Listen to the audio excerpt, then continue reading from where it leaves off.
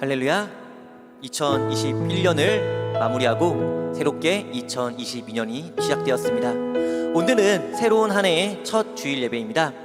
오늘 이 예배를 통해서 우리의 한 주만 하나님께 맡겨드리는 것이 아니라 올 한 해 그 자체를 하나님께 맡겨드리는 귀한 찬양과 예배 시간이 되었으면 하는데요, 우리 그 마음을 가지고 사도신경으로 우리들의 신앙을 하나님께 고백하는 시간을 갖기로 합니다.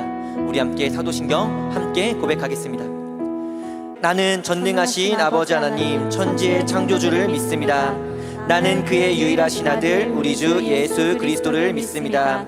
그는 성령으로 잉태되어 동정녀 마리아에게서 나시고 본디오 빌라도에게 고난을 받아 십자가에 못 박혀 죽으시고 장사된 지 사흘 만에 죽은 자 가운데서 다시 살아나셨으며 하늘에 오르시어 전능하신 아버지 하나님 우편에 앉아 계시다가 거기로부터 살아있는 자와 죽은 자를 심판하러 오십니다. 나는 성령을 믿으며 거룩한 공교회와 성도의 교제와 죄를 용서받는 것과 몸의 부활과 영생을 믿습니다. 아멘.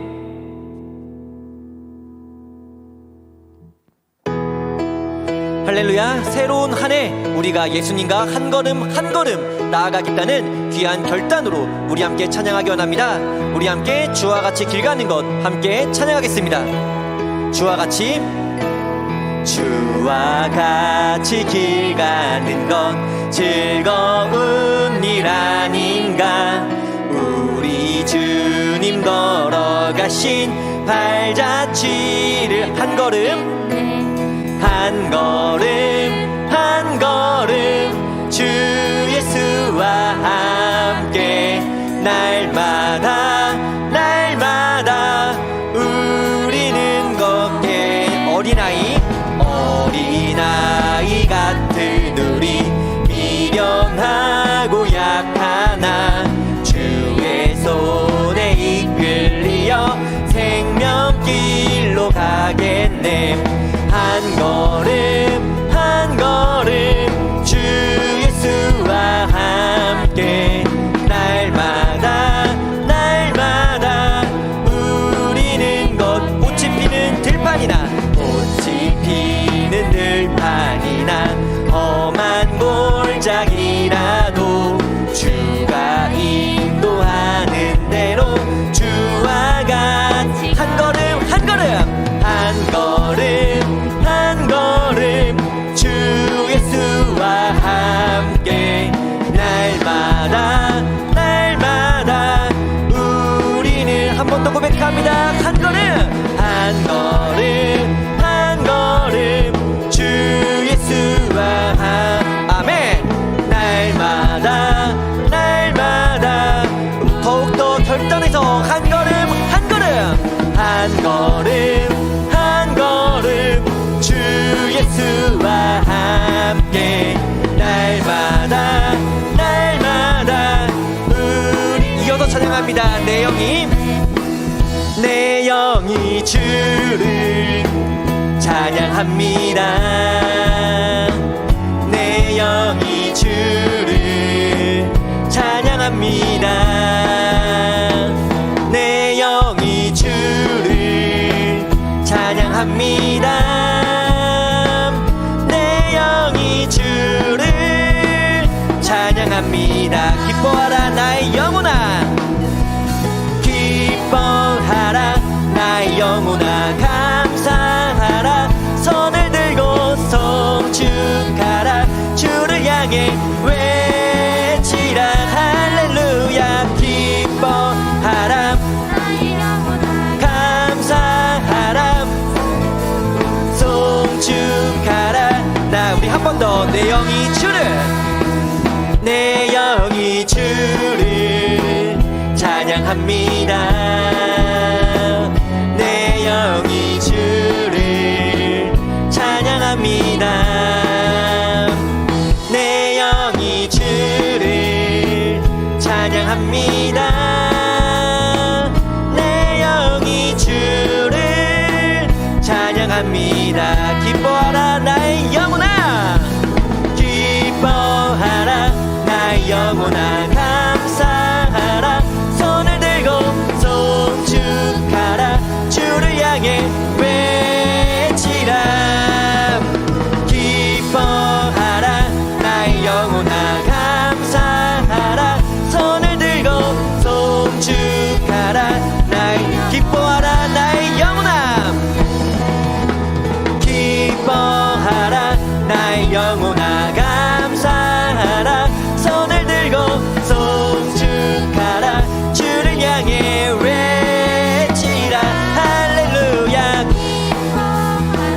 나의 영혼아, 감사하라 손을 들고 송축하라 나의 영혼. 내 영이 주를, 내 영이 주를 찬양합니다.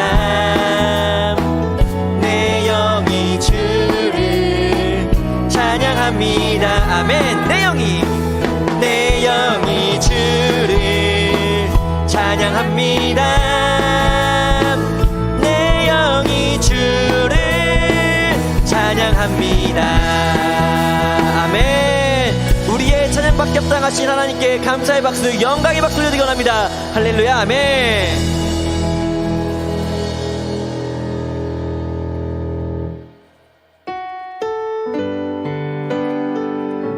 새롭게 시작되는 한 해 가운데 우리의 마음이 주님께 매어 그 사랑 가운데 함께 거하기를 원합니다. 오직 주의 사랑에 매어, 오직 주의 사랑에 매여 내 영 기뻐, 내 영 기뻐 노래합니다. 이 소망의 언덕 기쁨의 땅에서 주께 사랑드립니다. 오직 주의 임재 안에, 임재 안에 갇혀 내 영 기뻐 찬양합니다. 내 영 기뻐 찬양합니다. 이 소명의 언덕 기쁘한 땅에서 주께 경배드립니다. 주께서 주신 모든 은혜 나는 말할 수 없네. 내 영혼 즐거이 주 따르렵니다. 주께 내 삶들. 우리 다시 한번 고백할까요? 오직 주의 사랑에 매여 내 영 기뻐 노래합니다. 이 소망의 언덕 기쁨의 땅에서 주께 사랑드립니다. 오직 주의 임재 안에 갇혀 내 영 기뻐 찬양합니다. 이 소명의 거룩한 땅에서 주께 경배드리. 주께서 주신 모든 은혜, 주께서 주신 모든 은혜 나는 말할 수 없네. 내 영혼 즐거이 주 따르렵니다. 우리 한 번 더 고백합니다. 주께서 주신 모든 은혜, 서 주신 모든 은혜 나는 말할 수 없네. 내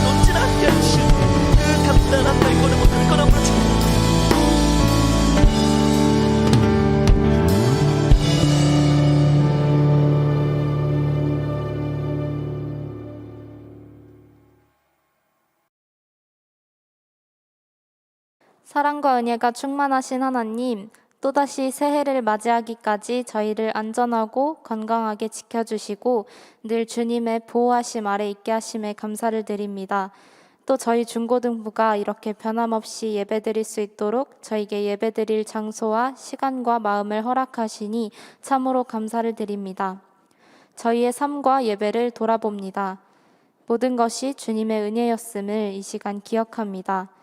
그러나 그 은혜를 참 많이 잊고 살아왔음을 또한 고백합니다.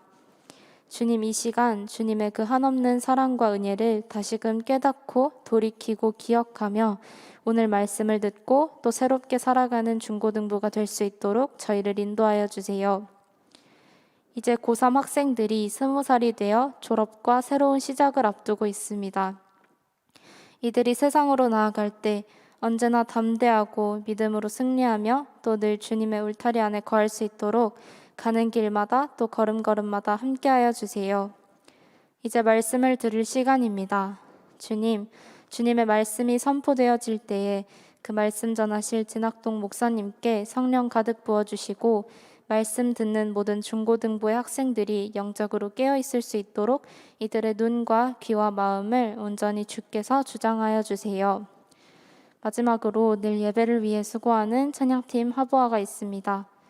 이들이 예배를 준비하고 찬양하는 가운데 목적과 방향을 잃지 않고 늘 주님 주시는 새 힘과 새 능력으로 늘 새롭게 또 기쁨으로 헌신할 수 있도록 이들의 마음을 주님의 은혜로 가득 채워주세요. 감사드리며 이 모든 기도 살아계신 예수님의 이름으로 올려드립니다. 아멘.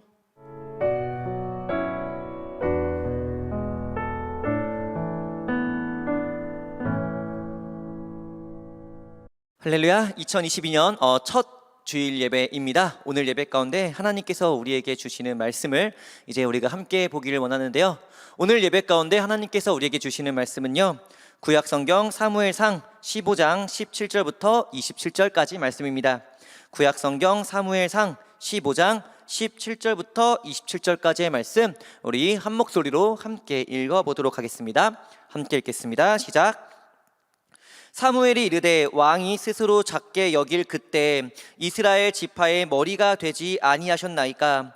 여호와께서 왕에게 기름을 부어 이스라엘 왕을 삼으시고 또 여호와께서 왕을 길로 보내시며 이르시기를 가서 죄인 아말렉 사람을 진멸하되 다 없어지기까지 치라 하셨거늘 어찌하여 왕이 여호와의 목소리를 청종하지 아니하고 탈취하기에만 급하여 여호와께서 악하게 여기시는 일을 행하였나이까.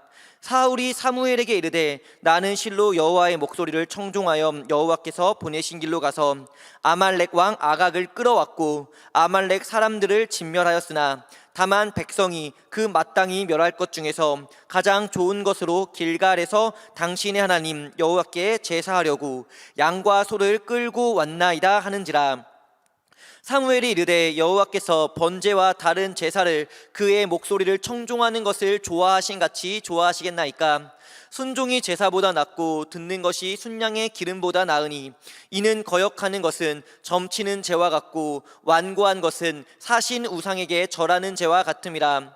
왕이 여호와의 말씀을 버렸으므로 여호와께서도 왕을 버려 왕이 되지 못하게 하셨나이다 하니 사울이 사무엘에게 이르되 내가 범죄하였나이다. 내가 여호와의 명령과 당신의 말씀을 어긴 것은 내가 백성을 두려워하여 그들의 말을 청종하였음이니이다. 청하오니 지금 내 죄를 사하고 나와 함께 돌아가서 나로 하여금 여호와께 경배하게 하소서 하니 사무엘이 사울에게 이르되 나는 왕과 함께 돌아가지 아니하리니 이는 왕이 여호와의 말씀을 버렸으므로 여호와께서 왕을 버려 이스라엘 왕이 되지 못하게 하셨음이니이다 하고 사무엘이 가려고 돌아설 때 사울이 그의 겉 옷자락을 붙잡음에 찢어진지라. 아멘. 우리는 지난주 2021년의 마지막 주일 설교 말씀으로요, 나발과 아비가일에 관한 말씀을 함께 보았습니다. 특별히 기다림의 자세라는 제목으로 말씀을 함께 보았는데 내용을 좀 간단하게 요약해서 설명해 드리자면, 먼저 예수님을 기다리는 그 신앙은요, 기독교 신앙에 있어서 꼭 필요한 신앙이기 때문에 그 기다림의 자세는 하나님께서 우리에게 베풀어 주신 은혜에 감사하는 자세여야 한다라고 설명해 드렸습니다. 그리고 여기서 감사함의 자세는 다시 크게 두 가지로 구분할 수 있는데, 감사함의 자세 첫 번째는 바로 예배, 그리고 두 번째는 바로 믿음의 선택이라고 설명해 드렸죠. 자, 그러면 이어서 오늘의 말씀을 우리가 함께 보기를 원합니다. 오늘의 말씀은 과연 어떠한 내용의 말씀이면서 또 이 말씀을 통해서 2022년의 첫 번째 주일 예배를 하나님께 올려드리는, 우리들에게 주시는 하나님의 뜻, 성경의 메시지는 무엇인지를 우리가 오늘의 말씀 함께 보길 원해요.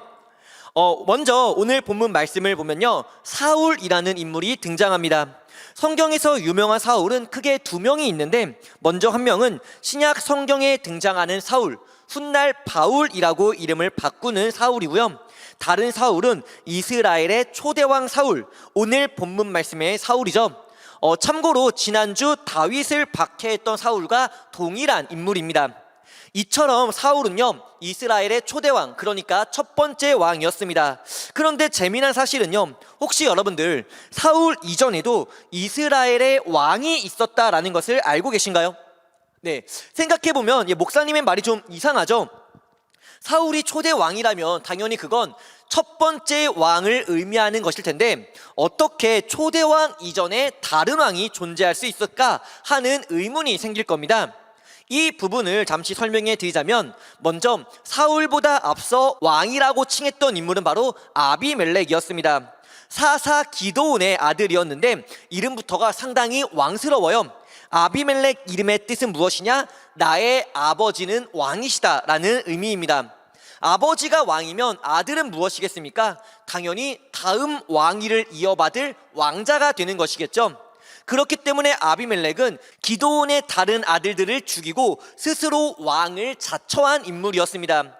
실제로 지지 세력도 있었기 때문에 사사기를 읽다 보면 아비멜렉을 왕으로 삼았더라 하는 내용도 기록되어 있죠. 그런데 그럼에도 불구하고 아비멜렉을 이스라엘의 첫 번째 왕이라고 인정하진 않습니다. 왜냐하면 먼저 그의 통치 범위가 너무 좁았기 때문입니다. 온 이스라엘을 대상으로 통치를 한 것이 아니라 세겜 지역, 그러니까 지금으로 따지면 한 도시의 범위 정도만 통치했기 때문에 사실 이것을 왕이라고 부르기엔 역부족이죠. 그리고 이것보다 중요한 이유가 있는데, 그것은 바로 아비멜렉을 왕이라 할 수 없는 더 큰 이유, 바로 그의 왕위가 정당성을 인정받지 못했다는 점에 있습니다. 이스라엘은요, 하나님의 백성입니다. 그렇기 때문에 그 왕위의 정당성은 하나님께로부터 내려와야 합니다. 그런데 아비멜렉은 이게 없었어요.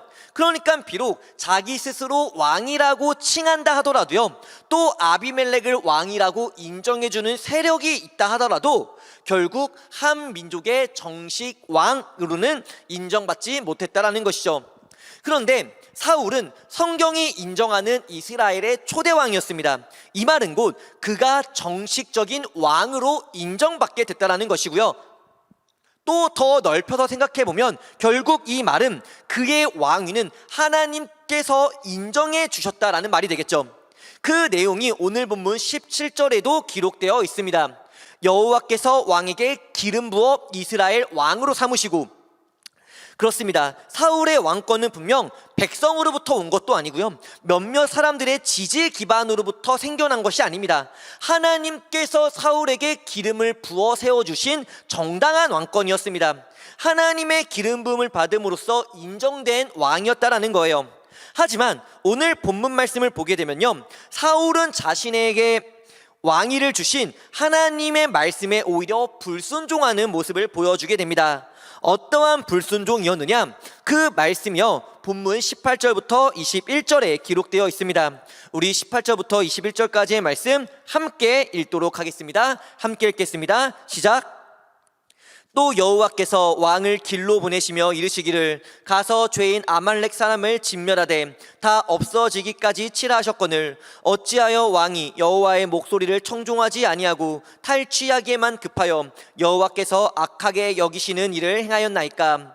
사울이 사무엘에게 이르되 나는 실로 여호와의 목소리를 청중하여 여호와께서 보내신 길로 가서 아말렉 왕 아각을 끌어왔고 아말렉 사람들을 진멸하였으나 다만 백성이 그 마땅히 멸할 것 중에서 가장 좋은 것으로 길갈에서 당신의 하나님 여호와께 제사하려고 양과 소를 끌어왔나이다 하는지라. 아멘. 하나님께서 사울에게 명하신 말씀은요, 아말렉 사람을 진멸하라는 내용이었습니다. 추가적으로 이 진멸에는요, 짐승까지 포함된 진멸이었습니다.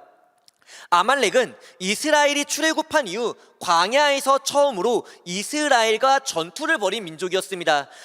아말렉이 이스라엘을 공격한 거죠. 그리고 그 전쟁의 이유는 명확하게 나와 있진 않지만 학자들 견해에 따르면 당시 이집트의 노예였던 이스라엘이 출애굽했다는 소식을 듣고 그들을 약잡아 봄으로써 노략하고 잡아다가 노예로 삼기 위해서 그 이스라엘을 공격했다라는 목적으로 추측하고 있는데, 어쨌든 이 전쟁으로 인해서 하나님은 아말렉 민족을 언젠간 진멸하실 것을 약속하셨고, 그 약속을 사무엘상 15장에 와서 사울 왕을 통해 이루고자 하셨다라는 겁니다. 진멸이라는 것은요, 단 하나도 남기지 않는 결과를 의미합니다. 즉 사람이든 짐승이든을 막론하고 아말렉에 속해 있던 모든 사람과 짐승을 하나도 남기지 말아야 하는 것이 사울이 받은 명령이었어요. 그런데 20절에 사울은 아말렉의 왕이었던 아각을 살려두었고, 21절 좋은 짐승들 역시 멸하지 않고 그대로 살려두었습니다. 심지어 짐승들을 살려둔 이유에 대해선 이렇게 말을 하죠. 당신의 하나님 여호와께 제사하려고 양과 소를 끌어왔나이다. 그렇다면 잠시 생각해 봅시다. 아각과 좋은 짐승들을 살려둔 것은 진멸입니까? 아닙니까? 물론 진멸이라고 하는 그 사전적 의미를 생각해보면 진멸은 아닙니다. 어쨌든 남아있잖아요.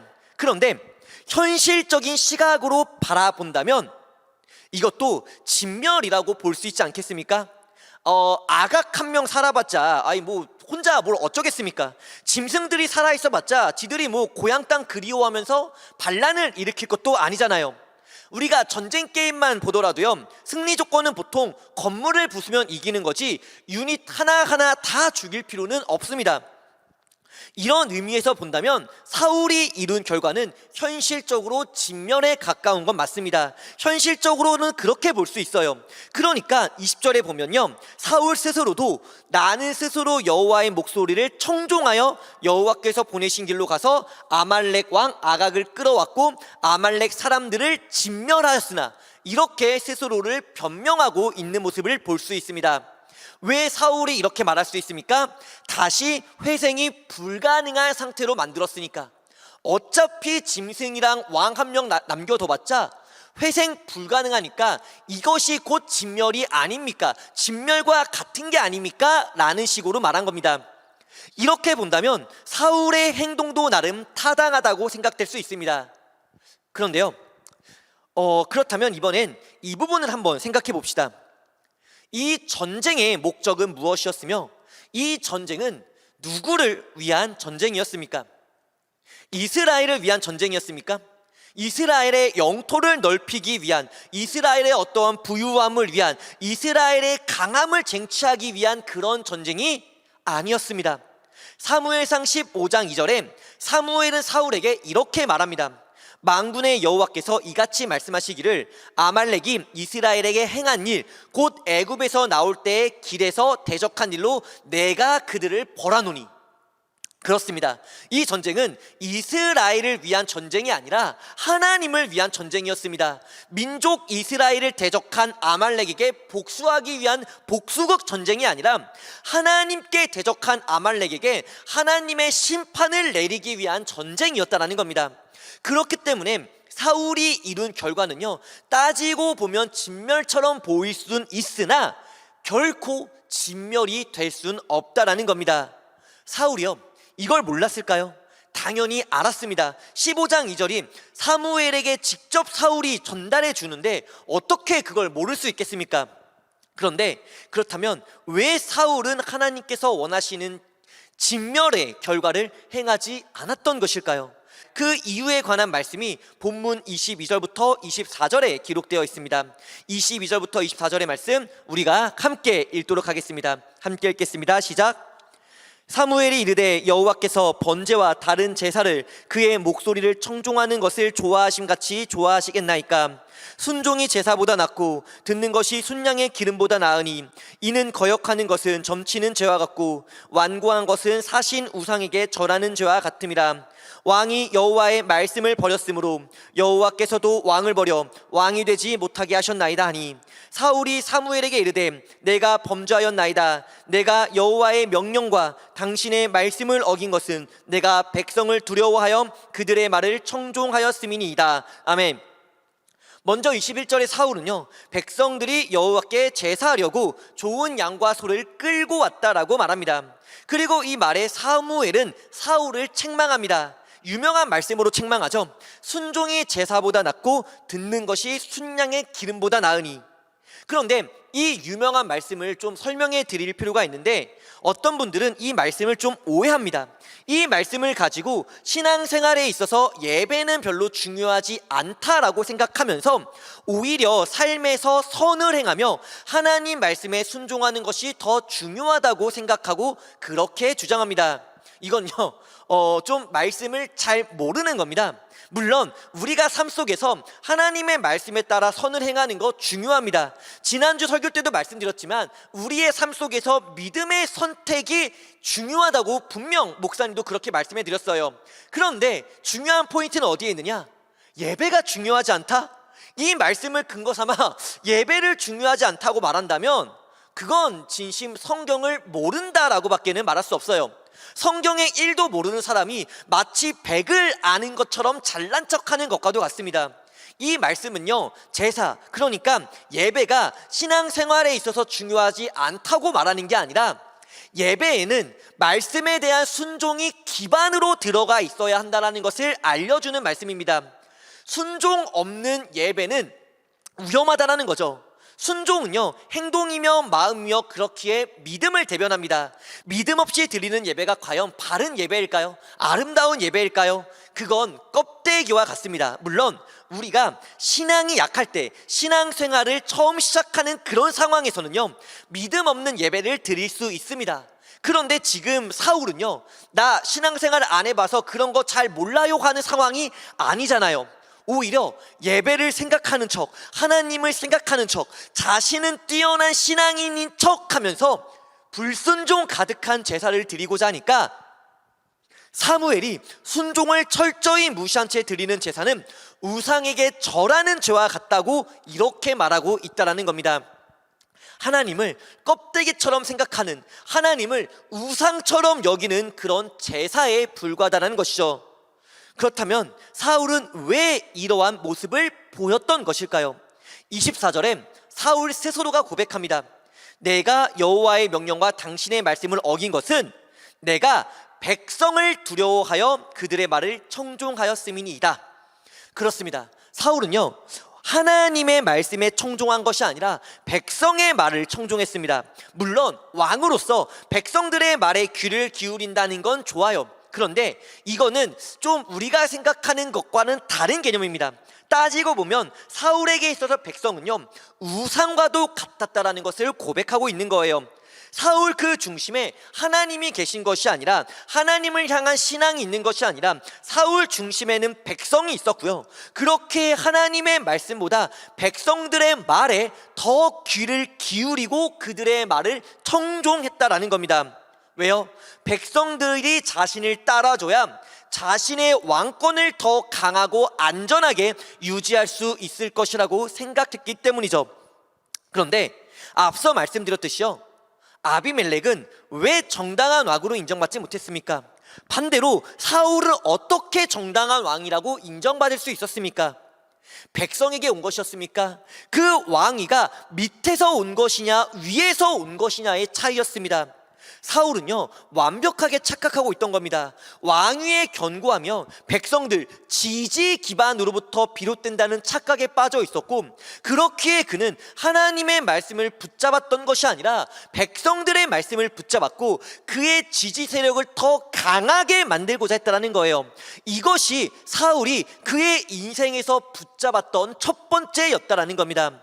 백성의 지지는 곧 왕으로 연결되고 왕은 사울의 욕망의 결정체였습니다. 즉 사울은 자신의 욕망을 더 강하고 확고히 하기 위해서 백성들을 붙잡았다는 것이죠. 그리고 백성들을 붙잡는 과정에서 그는 무엇을 버립니까? 23절, 왕이 여호와의 말씀을 버렸으므로. 그렇습니다. 사울은 하나님의 말씀을 버립니다. 하나님의 말씀과 백성들의 말이 서로 충돌될 때 사울은 백성의 말을 듣기 위해서 하나님의 말씀을 버리는 결과를 내고 만다라는 것이죠. 무엇을 위해? 자신의 욕망을 채우기 위해. 이렇게 사울은 백성을 붙잡은 인생을 살아갑니다. 그렇다면 사울이 붙잡았던 것이 이거 하나뿐이냐? 아니요. 사울의 인생에서 그가 붙잡았던 것 또 하나가 있는데 그에 관한 말씀이요, 본문 25절에서 27절까지 기록되어 있습니다. 우리 25절에서 27절까지의 말씀 우리가 함께 읽도록 하겠습니다. 함께 읽겠습니다. 시작. 청하오니 지금 내 죄를 사하고 나와 함께 돌아가서 나로 하여금 여호와께 경배하게 하소서 하니, 사무엘이 사울에게 이르되 나는 왕과 함께 돌아가지 아니하리니 이는 왕이 여호와의 말씀을 버렸으므로 여호와께서 왕을 버려 이스라엘 왕이 되지 못하게 하셨음이니이다 하고, 사무엘이 가려고 돌아설 때 사울이 그의 겉 옷자락을 붙잡음에 찢어진지라. 아멘. 놀랍게도 25절 사울은요, 자신의 죄를 솔직하게 고백하며 하나님께 용서를 구합니다. 하지만 사무엘은 냉혹하게 반응하면서 사울을 떠나고자 하죠. 이때 사울은 떠나는 사무엘의 겉 옷자락을 붙잡게 됩니다. 여기서 사울이 그의 인생에서 붙잡고자 했던 또 다른 존재를 우리는 알 수 있습니다. 무엇을 붙잡았습니까? 그는 선지자 사무엘을 붙잡았습니다. 자신에게 기름을 부어 자신을 왕으로 임명한 선지자, 사사로서 먼저 이스라엘을 통치했던 사울의 멘토와 같은 존재가 바로 사무엘이었습니다. 그렇기 때문에 어찌 보면 사무엘을 붙잡는다라는 건 그리 큰 문제로 여겨지지 않을 수도 있어요. 오히려 신앙의 회복에 있어서 선지자 사무엘을 붙잡는 게 좋은 거 아닌가라고 생각할 수도 있었지만, 사울이요, 사무엘을 붙잡고자 했던 이유는요, 그런 신앙의 회복을 위한 것이 아니라 자신의 편리한 신앙의 도구로 사무엘을 이용하기 위함이었습니다. 무슨 말이냐? 비유하자면 이런 겁니다. 저한테, 목사님한테요, 친구 A가 있고 친구 B가 있습니다. 저는 A랑 친합니다. 그리고 A와 B도 친해요. 그래서 셋이 모여서 놀면 아무런 문제 없이 낄낄깔깔 너무 재밌습니다. 그런데 목사님과 친한 A가 빠지는 순간 저와 B는 어색합니다. 그러면 저와 B가 친한 사이라고 말할 수는 없겠죠.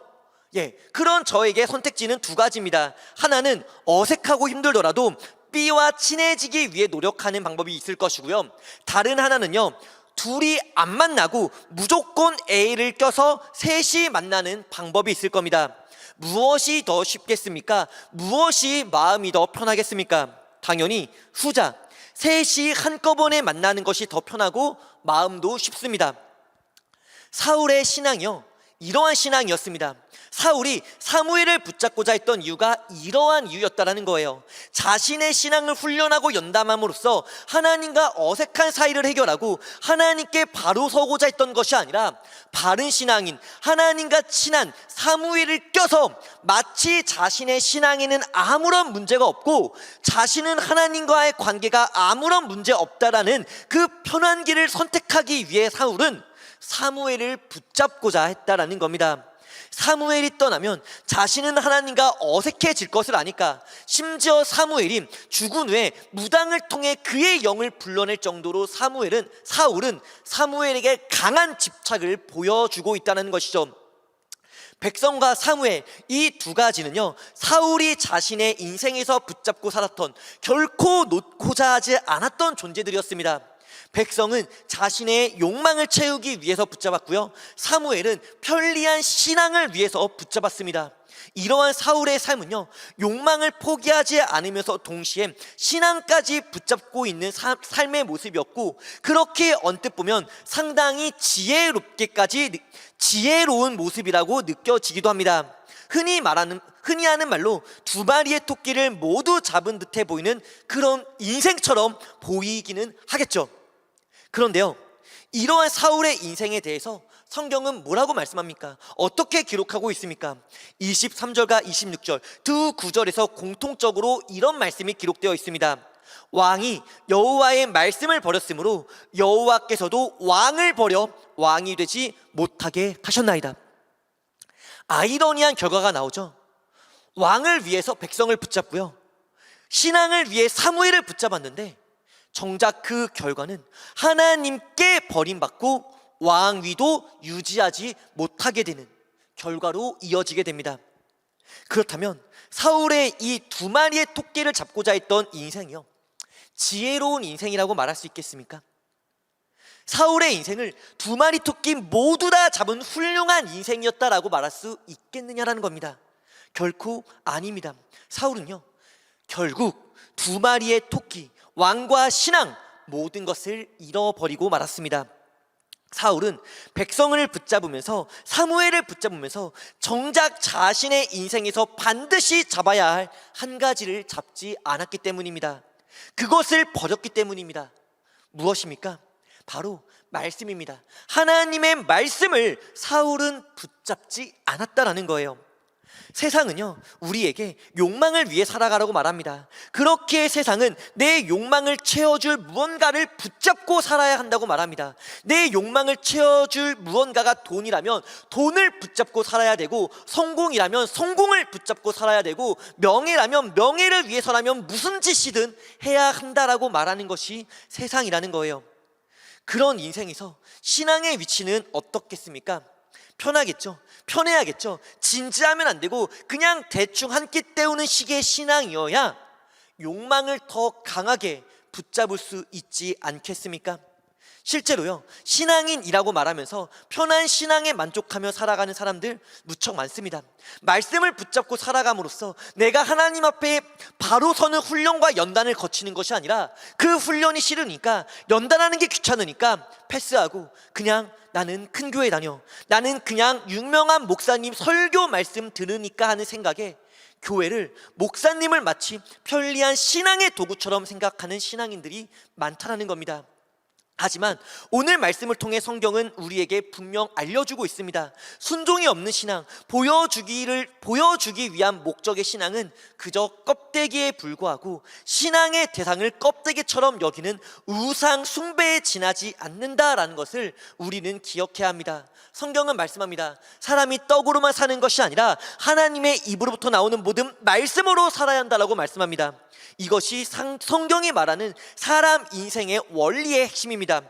육신에 필요한 양식인 떡으로만 사는 것이 아니라 영혼의 양식인 하나님의 말씀으로 살아야 하는 것, 하나님의 말씀을 붙잡고 순종하며 살아야 하는 것을 알려주고 있다는 것이죠.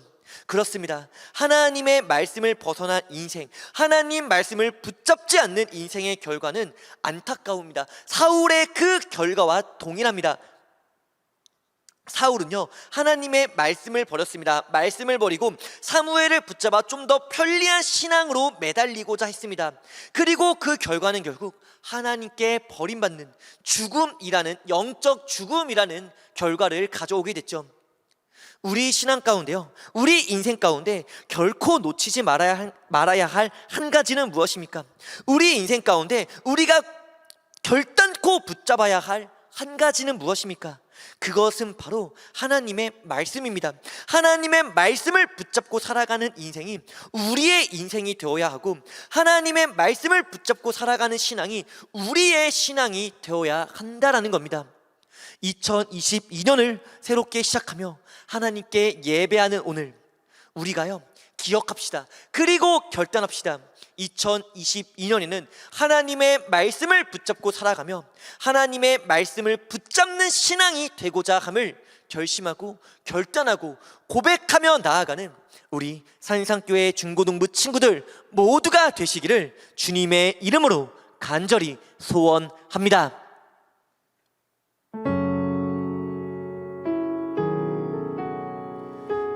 우리 이 시간 오늘 예배를 마치기 전에 함께 세 가지 기도 제목을 가지고 기도하는 시간 갖기를 원합니다. 우리 먼저 말씀을 기억하면서 함께 기도하겠습니다. 우리가 붙잡고 살아왔던 것은 무엇입니까? 나의 욕망을 채워줄 무언가를 붙잡고 살아오진 않았습니까? 나의 신앙을 좀 더 편하게 해줄 무언가를 붙잡고 살아오진 않았습니까? 만약 그랬다면 우리 오늘 말씀에서 사울의 모습을 기억합시다. 그리고 내가 편하게 붙잡고자 하고 나의 욕망을 위해 붙잡았던 것을 내려놓고요, 하나님을 붙잡읍시다. 예수 그리스도를 붙잡읍시다. 하나님의 말씀을 붙잡고 살아갑시다. 그렇게 기도하고 그렇게 결단하는 첫 번째 기도, 우리가 하나님께 올려드리기 원하고, 우리 두 번째로 각자 개인의 기도 제목을 위해서 함께 기도할게요. 먼저 그 나라와 의를 구하라, 그리하면 너희에게 더하시리라. 우리가 살아가면서 필요한 것들이 있습니다. 그것을 하나님께 구하는 게 잘못된 게 아니에요. 단지 순서상이 필요한 거죠. 우리가 여러분들의 그 기도 제목, 작은 기도 제목, 큰 기도 제목이 있다면 이 시간 하나님 앞에 고백합시다. 주님 앞에 내려놓읍시다. 오늘 이 예배 시간 나와 함께 하신 하나님, 나의 예배를 받아주신 하나님을 믿으시면서 우리의 각자의 기도 제목을 갖고 함께 기도하는 시간 갖기 원하고요. 그리고 우리 마지막 세 번째, 하나님께서 허락하신 새로운 2022년을 소망하고 희망하며 기도합시다. 주님, 두렵습니다. 한 걸음 한 걸음 나아가기가 두렵습니다.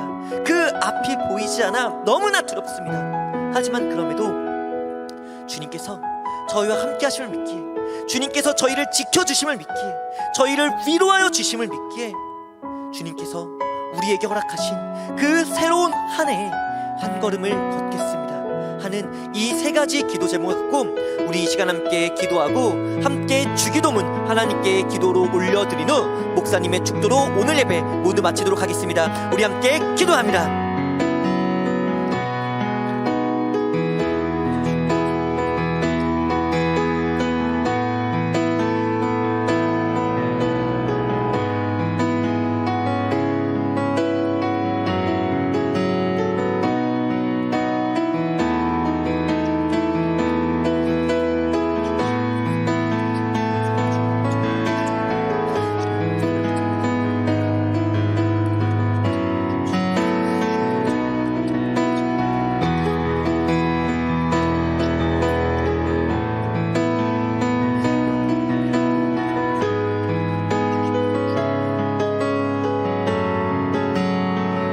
이어서 예수님께서 가르쳐주신 주기도문 함께 기도하겠습니다. 하늘에 계신 우리 아버지, 아버지의 이름을 거룩하게 하시며 아버지의 나라가 오게 하시며 아버지의 뜻이 하늘에서와 같이 땅에서도 이루어지게 하소서. 오늘 우리에게 일용할 양식을 주시고 우리가 우리에게 잘못한 사람을 용서하여 준 것 같이 우리 죄를 용서하여 주시고 우리를 시험에 빠지지 않게 하시고 악에서 구하소서. 나라와 권능과 영광이 영원히 아버지의 것입니다. 아멘. 이제는 우리를 구원하기 위해 십자가에 죽으신 예수 그리스도의 은혜와 우리에게 새날을 허락하시고 인도하여 주시고 지켜주시는 하나님 아버지의 끊을 수 없는 영원하신 사랑과 새롭게 시작하는 2022년 언제나 우리와 동행하시며 함께하시며 위로하여 주시는 성령 하나님의 교통하심의 은혜가 오늘 새해의 첫 번째 주일 예배를 하나님께 올려드리고 이 예배 가운데 하나님의 말씀을 받고 우리가 붙잡아야 할 한 가지, 오직 하나님의 말씀임을 고백하며 고개 숙인 우리 산상의 중고등부 친구들 머리 위에와 예배자들 위해 이제로부터 영원히 함께 하시기를 간절히 축원하옵나이다. 아멘.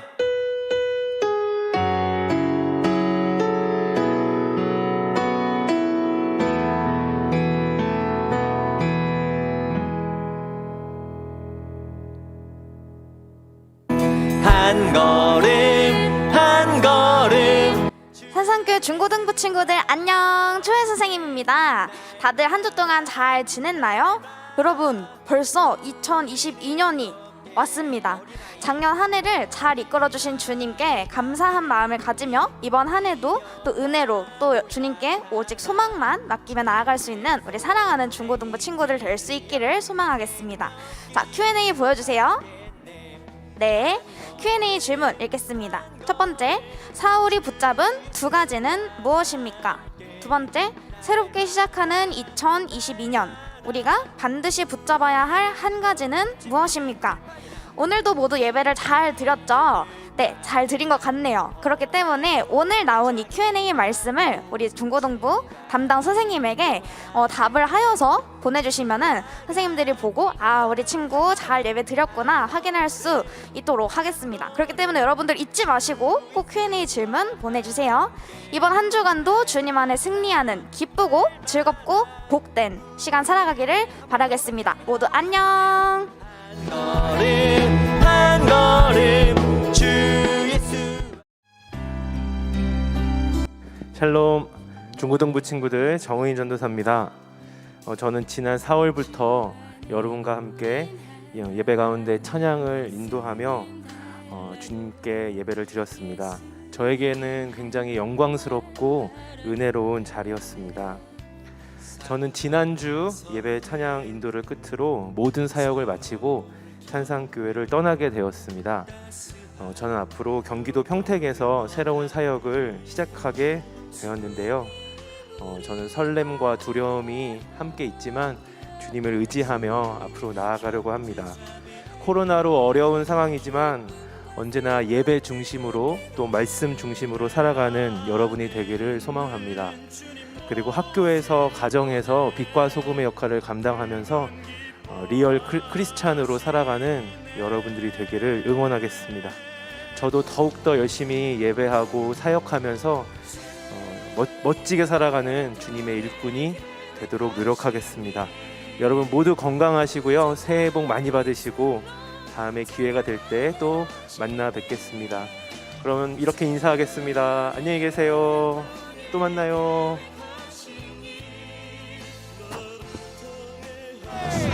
사랑을 위해 용감하게 자기 생명을 바치는 살아가고 있었다 하나 우리가 아직 흉악한 죄인들에게 십자가에 못 박혀 죽으신 하나님 아들 오늘도 나를 향한 오랜 사랑 만나 헤어낼 수 없는 어쩌면 사랑 내게 아낌없이 생명 주신 예수님 내 심장이 주를 향해 뛰게 하는 말 찬양 받아주소서 찬양 받아주소서 찬양 받아주소서 우리 마지막으로 찬양